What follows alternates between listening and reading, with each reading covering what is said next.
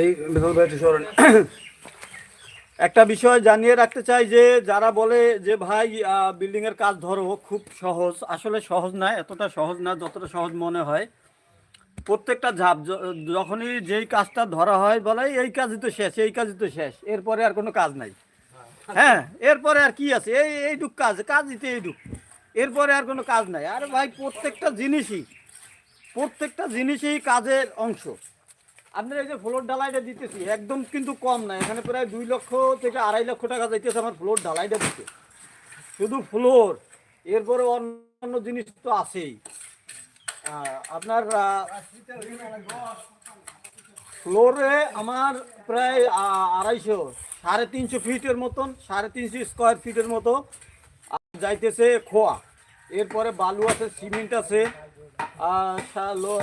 মোটা বালু যেটা কয় ওইটা আছে। তারপরে মিস্ত্রি খরচ। একদম সহজ না, কোনো কাজই একদম সহজ না, কাজটা খুবই কঠিন। আর এখন দেখতে পাচ্ছেন যে 8 জন তো এখানে আমাদের